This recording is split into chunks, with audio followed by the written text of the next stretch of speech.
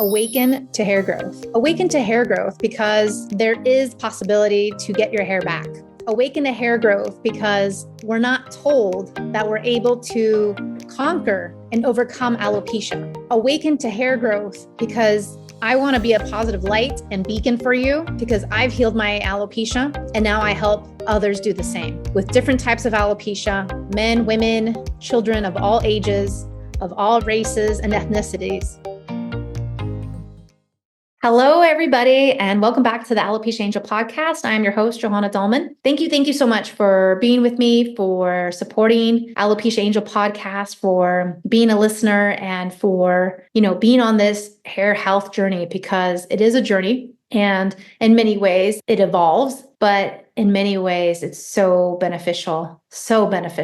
And so I wanted to start this new year with tackling something that potentially many of us are doing in our journey to hair growth, in our journey to better health, in our journey for everything, right? New Year's, new resolution, new you, new me. It's actually better you, better me. Better me, better you. Because the way I see it is that we should always be trying to be better. We should always be trying to do better. We should always be trying to learn more, better, faster, quicker, stronger, wiser, right? In order to do this, though, we need to seek those who've been there, done that before us. So if your goal is to fly to the moon, you need to go talk to astronauts who've been there, done that. If your goal is to grow your hair, you need to come see me and talk to me. If you want to heal your alopecia, come see me and talk to me. If you want to learn how to decorate like Martha Stewart, you need to go see Martha Stewart. You need to go talk to her because she is the domestic diva in terms of decor, in terms of plants and gardens and so much. If you want to learn how to be an awesome chef, take some cooking classes and then maybe graduate to something else in terms of cooking. There's just so many options. But in order to get there faster, quicker, it's not by choosing a subpar solution like a potion, lotion, or serum. It's hiring people to help us get there quicker. Whatever your goal is, someone else has already probably done it. And so this is where we need to look in order to get there faster, quicker, right? But today's topic is self-sabotage.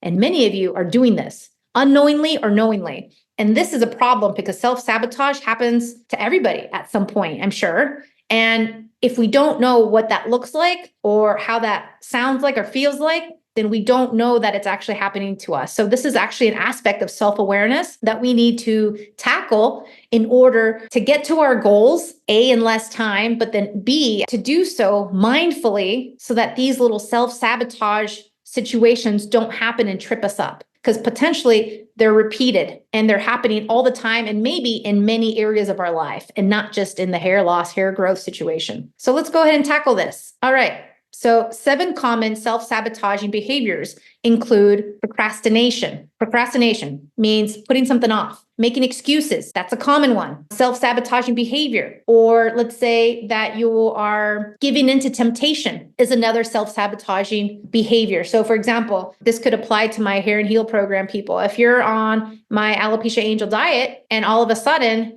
you go ahead and choose something else, well, guess what? You'll pay for it one way or another. Your body's going to not like it. And so this many times happens when we are tempting ourselves with something we shouldn't be doing, right? For those of you who are addicted to drugs or alcohol or smoking, being around people who smoke or drink a lot or working at a bar is not helping your cause. Does that make sense? So being in the area or vicinity of what you wanted to try to change should start with where you are, with your environment, with everything else. The procrastination, the putting something off and making excuses is very common, and we do this all the time. Whether it's, we don't call our mom because we're too busy, or we don't, go out, or we don't work out because we don't have time. Right? These are all excuses, but we all have the same 24 hours, so we can all make time and squeeze it in. Another self-sabotaging behavior is reprioritizing. So for example, reprioritizing meaning you reprioritize your children or your children's needs, or your husband or your husband's needs, or your family and your family's needs, or let's say your aging parents or their needs over your own. Now, there is always a happy balance into which you can take care of you and take care of them, but both need to be afloat. You can't just have the scales be all for them and none for you. And this is something that a lot of women deal with, prioritizing other people over themselves, other people's needs over your own needs. Another self-sabotaging behavior is self-medication. And many of you maybe would not think this, but many times it happens. We self-medicate because we think, oh, it's just this. And so you go to the pharmacy or you go to the drugstore and you find something over the counter. But when you have chronic situation where, let's say, it's the same pain, or it's the same digestive issue, or it's the same acid reflux, or it's the same thing, and you're addicted to these Band-Aids of medications, that doesn't seem right and it doesn't seem healthy. For example, I knew somebody who was addicted to Metamucil. If you know what Metamucil is, it's fiber so that this person could have a bowel movement. And she was addicted to this. And she would eat this and have this and take this day in and day out. But that's not healthy. If you need to have all these extra tools to be healthy, or to even, let's say, go poop, then there's a problem with that. Do you see? We should be able to poop naturally by ourselves, normally, without the help of Metamucil, without the help of taking fiber on a daily basis. So it's these types of things where we self-medicate. And many times the self-medication is also, let's say, us saying, I'm going to take care of myself in the way I think is best, so that I don't have to see a doctor, so that I don't have to do XYZ, so I don't have to, whatever the excuse is, right? And so self-medication could also look like that. Self-medication could also neglecting yourself to seeing a doctor, or to seeking help, or to reaching out for more help, even though inside you might be in pain, you might be having so many, health concerns, but yet you just don't want to deal with them. The other side of self-medication could also look like, let's say you're doing a program, let's say you're working with somebody to, heal your hair loss, or to heal anything else that you have going on. And then you take what they're telling you and you transform it into what you think is best. Now, I've had a couple clients do this where I give them exactly what needs to happen and they fumble it and transform it into what they want to do instead of what they need to do. They want to transform it and change it into what's more comfortable for them instead of what's uncomfortable for them. And this is a problem because guess what? Healing hair loss is a recipe. Healing your alopecia is a recipe. So if you don't follow the recipe, what happens? It's not going to turn out the same. Just like if I were to follow a recipe online or from a cookbook, if I don't follow it exactly, more than likely it's not going to taste the same, look the same, or come out the same. The same thing happens. When you're given instructions, you need to follow it. And when we don't follow it, this is a problem. And I would like to wrap that into the self-medication, because this is you thinking you know best. This is you thinking better than the person who's, let's say, helped a gazillion others become a wonderful singer, or a wonderful green thumb. Green thumb meaning, you're really good with plants, or teaching them how to paint a shed, or whatever it is. Does that make sense? The other self-sabotaging behavior is perfectionism. Being stuck in analysis paralysis because you aren't able to have everything perfect, because the timing is not right, because you're too busy, or because one excuse over another, because things aren't ready, things aren't perfect for you to be able to move forward. Things aren't perfect or comfortable for you to be able to tackle this health concern or your hair loss or anything else. And perfectionism stops multiple people from going and taking yourself to that next level. And this is a problem because guess what? Then you're going to be stuck. No one likes to be stuck. And then guess what? Then we start blaming other people or other things instead of looking at us, and instead of seeing, okay, well, maybe if I were to take baby steps versus trying to have everything perfect in my life to be able to focus on me, to be able to do this for myself. And a lot of times as I'm speaking, a lot of these self-sabotaging behaviors are all intertwined, right? I procrastinate in healing my hair loss because I haven't stopped smoking, because I prioritize my aging parents, because nothing in my life is perfect just yet. So I can't start healing my hair loss. Doesn't that sound like a lot of excuses, a lot of nonsense? Because it is. And one of the other self-sabotaging behaviors is defensiveness. So if you're feeling triggered by anything of what I'm saying, or if you're feeling defensive right now, understand that this is also another behavior of self-sabotage. And this is key to understand and to be aware of, because again, this will keep you stuck into where you are. And this will also not lead you to where you want to be. And if we know anything about New Year's, is that we are all determined, probably across the world, to start this new year, 2024, with our goals in mind and in check. 2-3 podcasts ago, we've already talked about the vision boarding and having the vision for our next life and for our future. So now we need to take away all the excuses, all the BS, all the self-sabotage, all the nonsense so that we can move forward. But this is part of it. And a lot of times it's being defensive or feeling triggered. We need to stop and pause and say, okay, and ask ourselves, like, why am I feeling this way? What is it that this is bringing up? And try to understand ourselves, because this is what brings self-awareness. So why do people self-sabotage to begin with? Many times it's for various reasons, but including low self-esteem, which, if I'm honest, I had low self-esteem with alopecia. So does this make people going through health concerns or through hair loss automatically have low self-esteem? No, but potentially it does get bruised and bent. Many times it does. People self-sabotage because of bad habits, such as excessive and uncontrolled drinking, because of smoking, because of doing drugs, because of partying all night. People self-sabotage because of cognitive dissonance, having inconsistent or conflicting thoughts. So maybe one day you're like, yeah, I'm all on board. We're going to do this. Or no, I can't. It's all these other excuses, but all those other excuses are tied to the procrastination or to the perfectionism or to the defensiveness or et cetera, right? People self-sabotage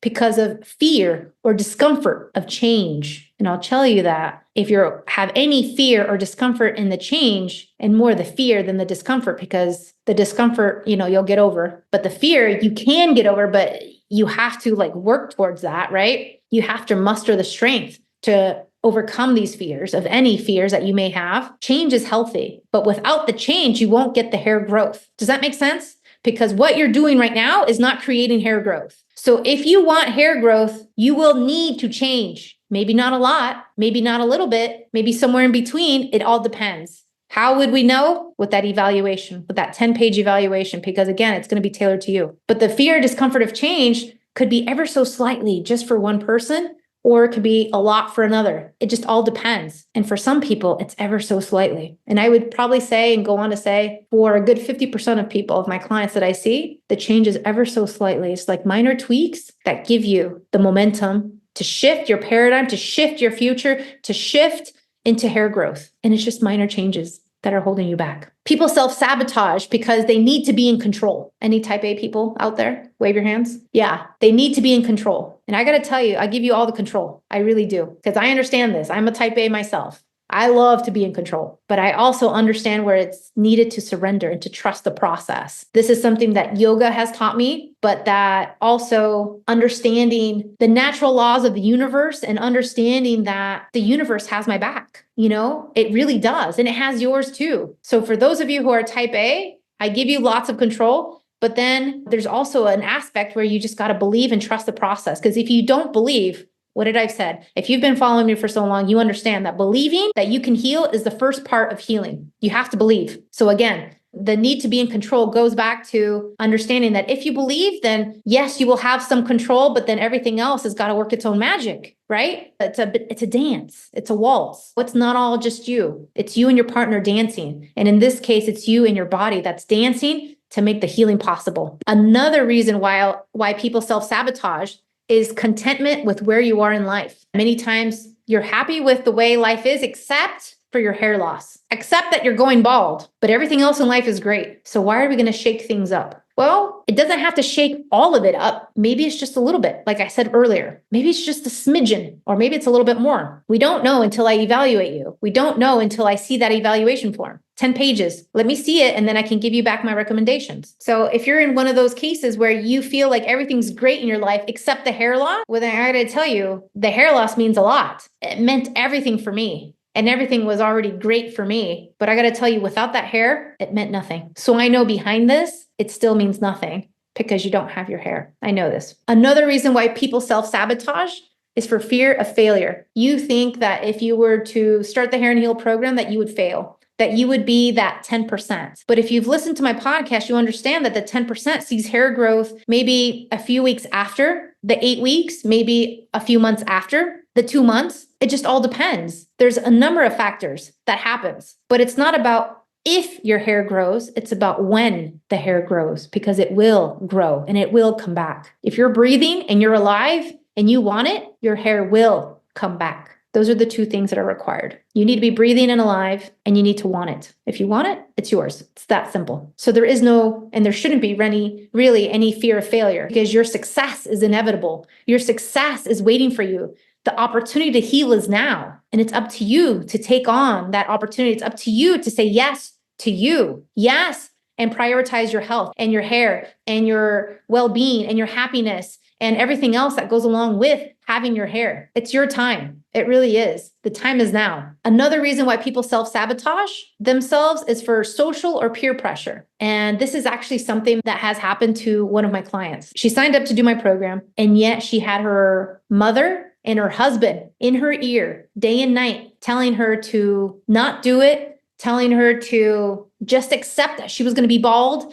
just accept that she was going to have this hair loss, just accept that she was infertile. She was in her 30s, mind you, early 30s. She's like 32, 33. Just accept that she has a thyroid condition. Just accept that she has all these things against her and that life is against her, and that's okay. And I had to have a call with her and bring her back to her why, bring her back to the reason why she wants her hair and why she wants her health. And the reasons why too, she's gone wrong. And the reasons why she's got blind spots, the reasons why she needs to uncover them, the reasons why she needs to follow the program. It's really hard to overcome something and to work against the grain, so to speak, when your own husband and your own mom are pulling you down. They're being the dead weight. They're not being supporters. They're not being cheerleaders. They're not being the emotional support that she needs. And that's a problem. And I will say the healing journey can be lonely. It was lonely for me. It was 100% lonely for me. Because why? Because no one understands you.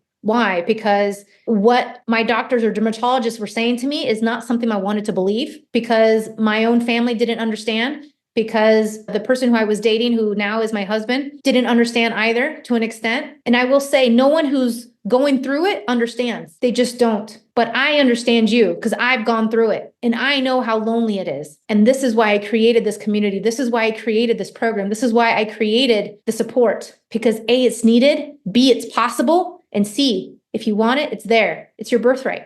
If you want your hair, it's yours. It really is. And sometimes, as strong as we try to be, sometimes we need an extra support. Back in college, I studied a little bit of art history, and art history also came along with studying cathedrals, like the European old cathedrals, like the cathedrals that you would find in Germany or France or anywhere else. And there's these arches that are on the sides of the cathedrals. They're called buttresses. And imagine back in the 13, 14, 1500s, these massive, colossal cathedrals were made by hand, by people. They didn't have any cranes. They didn't have any steel technology. This was all made with stone. It's incredible. These amazing fortresses of cathedrals, all for the church. And the buttresses are these kind of beams that fly out on the sides. They hold the cathedral up so that it doesn't sway or fall apart. Why? Because many times it was made out of stone, and stone can shift, especially on the floor, right? If you put just, let's say, normal flooring on dirt, on land, it can shift with years and hundreds of years that have passed. And so if you put the buttresses there, it gives it an extra support. But yet you have this big, beautiful cathedral that stands on its own, but some of them need that extra support just because of the land or the environment, because the environment can't hold it. And with the same analogy, I want to use here, that not all of us are going to be in that same environment where it could be a little more unstable on the bottom, just like that cathedral. And maybe some of us, we do need an extra buttress or two. We need an extra support. We need extra encouragement. We need extra cheerleaders. We need extra people who are excited about our healing, who are cheering us on, who are in companionship, where we build camaraderie, where we support each other. Because the peer pressure, from what I see, outside right now, is that if you're bald, accept it. If you have alopecia, accept it. If you're too old, accept your hair loss. If you're to this, to that, accept it. This is part of it. Like, doctors aren't giving you extra options here. They think you're too old, too young, too fat, too thin, too this, too that. Like a million and one excuses as to why your hair loss, and they can do nothing for you. And then it makes it worse when your husband or your mom are in your ear buzzing about how you should just accept your situation and your fate. This isn't anyone's fate. This is all by choice, and we can all heal. And maybe unknowingly, it's by choice. Unknowingly, this happened, but we can reverse this. And that's why you're here. And that's why you're listening. People self-sabotage many times because of that peer pressure or because of the social pressure that we see sometimes, where people are bald and happy and bald and accepting and bald and thriving. And that's great. If you're bald and thriving and that's the way you want to live, fantastic. I support you. But that definitely is not the way I want to live. And for all my clients, that's not the way they want to live either. So again, it's a choice. But those are some of the reasons why people self-sabotage. So don't disconnect. There's so much more to get into. So we've already talked about the 7 common self-sabotaging behaviors. And now we've just discussed why people self-sabotage. So now, how do we diagnose and see if you are somebody who is a self-saboteur? Because there isn't a formal diagnosis for self-sabotage. However, when you start to look at mental health professionals and what they uncover in terms of behavior and potential triggers, you can also enlist the help of those around you to reveal how you might be self-sabotaging. And a few giveaways that you are self-sabotaging would include if you often ask yourself why things don't go as planned. That's one key opportunity as to you being a self-saboteur. If you ask yourself why things don't go as planned. Another key element would be if you often second guess or doubt yourself. If you doubt yourself on a constant basis, or if you second guess yourself, then that could imply that you are a self-saboteur. Another way that you are a self-saboteur could be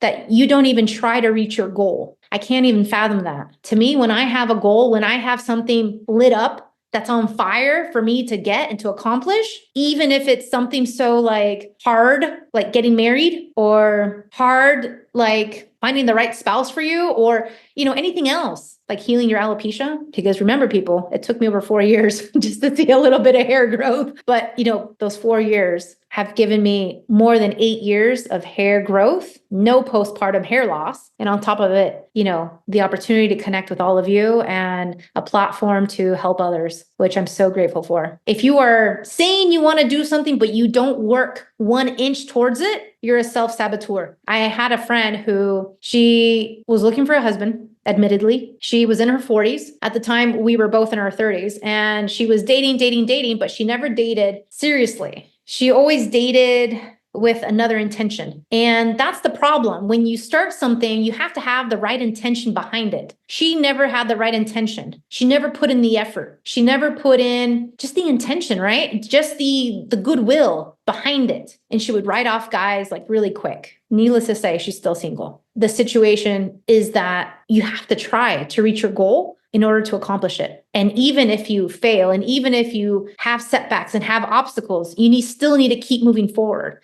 I can't tell you the amount of obstacles, trials, tribulation, and challenges I had during those 4 years of reaching my goal. But once I did it, it was all worth it. And for those of you who've had a baby, you understand that those 12, 24, 36 hours in labor make it all worth it. Does it not? This is something that no woman ever talks about. That labor is painful. No one ever talks about this. No one gives you a clue how painful it's going to be. And yet, when you're in it, yes, you feel the pain. Yes, you're going through it. Yes, you're, breathing and doing all these exercises, trying to do all these things to make the baby come. But the baby's going to come when it wants to come, not when you say. And not only that, but then once the baby is out, it makes it all worth it. Does it not? And for those of you going through hair loss, I can tell you, whether you've been dealing with this for a month or a week or a year or 10 or 15 or 20 years or 30 years, once you learn how to heal your hair loss, you'll never, ever have to go back to it. I guarantee you. You'll never, ever have to deal with this again. And on top of it, it'll be all worth it. It really will be. Just like having that baby, it'll be worth it. Another factor in evaluating if you're a self-saboteur is that you find yourself doing things that result in the opposite of what you wanted. So going back to the example of this girlfriend that I know who wants to find a husband, but yet she is always dating or courting or giving her attention to the wrong type of guy, that does not equal marriage material. then in one way or another, she's self-sabotaging herself because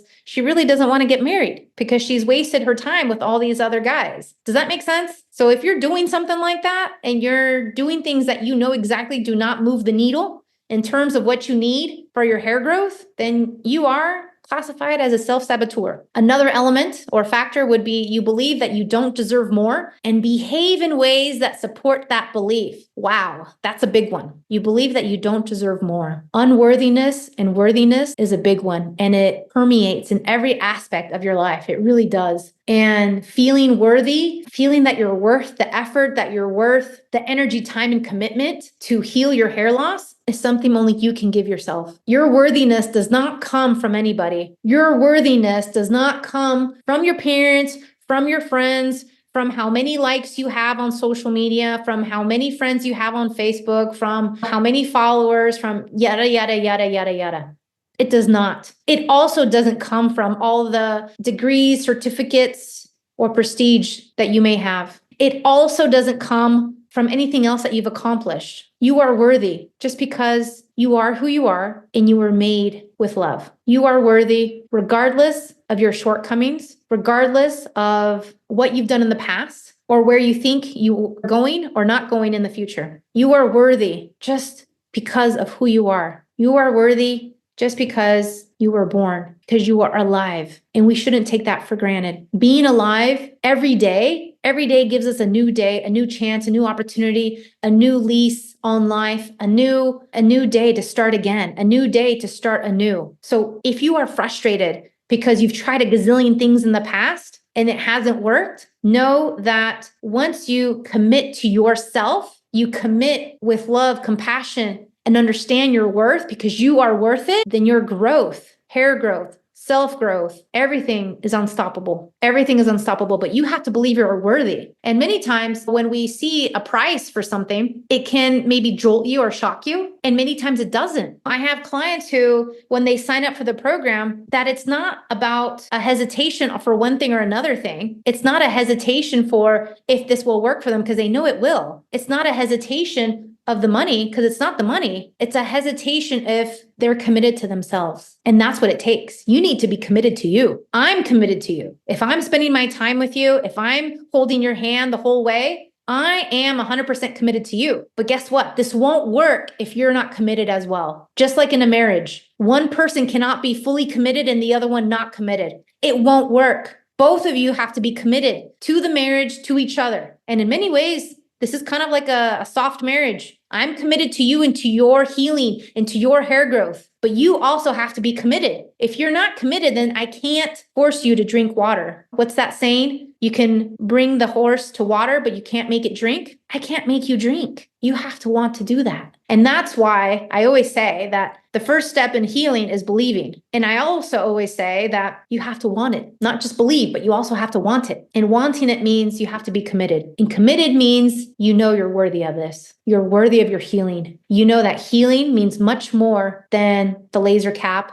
than the $2,000 wig, than the multiple wigs that you already have. It means so much more than the lotion, potion, or serum. It means so much more than anything else. Because again, this isn't vanity. This is your health. This is your mental health, physical health, emotional health. This is your health that permeates and transforms into every area of your life. Your hair loss is affecting every area of your life, relationships, work, your kids, your school, career, family, you name it. And I know this firsthand because I've gone through it. I also know this because you can hear it from all my clients in all their interviews. They've stopped boating. They've stopped dating. They've stopped swimming. They've stopped dancing. They've stopped doing what they love and being who they are because of alopecia, because of hair loss. And a lot of times, again, it's because it all started with not knowing that it was possible to heal, or that maybe at some point they thought that they weren't worthy of it. But now they do. They do know it's possible to heal because they're healing, and they are worthy of it because they've joined. So a lot of times that belief that you don't deserve more and you don't behave in ways that support that belief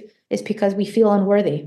And you are worthy. You are worthy of full health. You are worthy of full hair growth. You are worthy of the best life ever, and it's yours. You just got to grab it. So those are some questions to ask yourself if you think you may be self-sabotaging yourself, or if you may be a self-saboteur, as this is the case. So the impact self-sabotage that can have in your life, it permeates into everything. Relationships, employment, career, school, health, finances, increased feelings of depression, anxiety, self-doubt, helplessness. Those are very typical. And what we need to do is to stop self-sabotage before it starts. So a few ways to get ahead of self-sabotaging behavior includes making a list, whether verbal or written or both, of the thoughts, actions you believe are self-sabotaging. So this way we can be more self-aware of what we are doing to hinder our hair growth, to hinder our health journey, creating a plan with detailed steps toward reaching a goal, even if it's baby steps. Even if you're at the very, very beginning of this, start making a plan. I'm happy to help you with this plan. Come talk to me.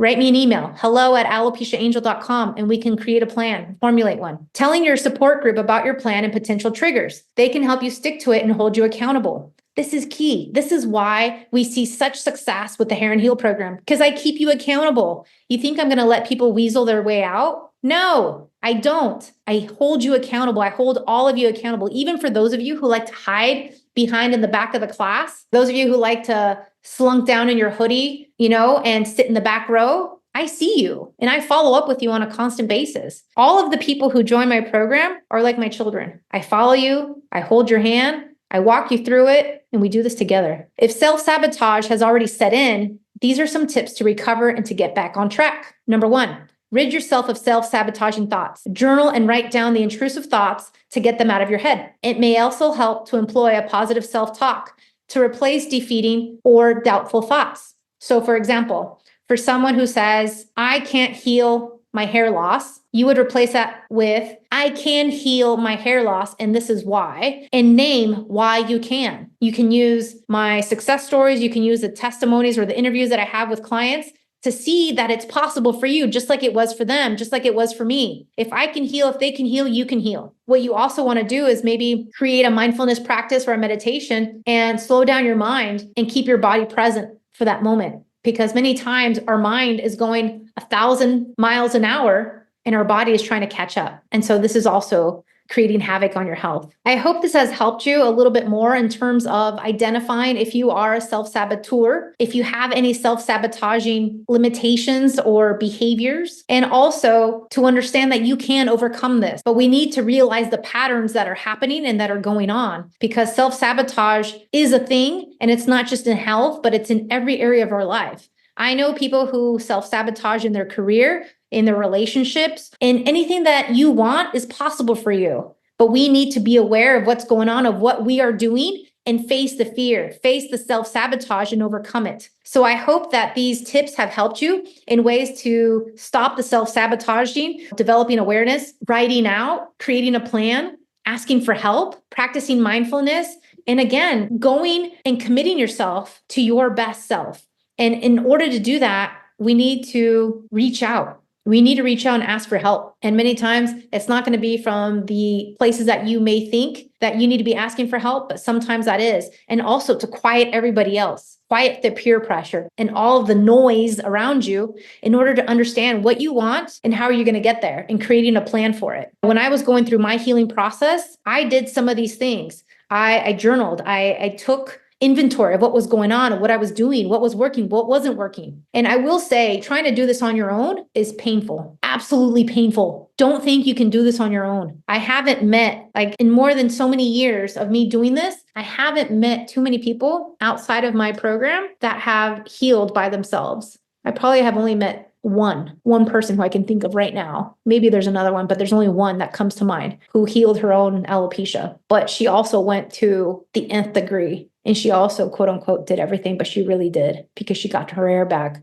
So for those of you who think you've done it all and are hesitant or defensive about the Hair and Heal program, you potentially are self-sabotaging yourself, potentially, because if you've done it all, you would have seen the hair growth. So what you're doing right now is not working. What you've been doing is not working. So you need a new technique. You need a new strategy. You need a new way. And I can help you with that. AlopeciaAngel.com, and I'm here to help you. Take care.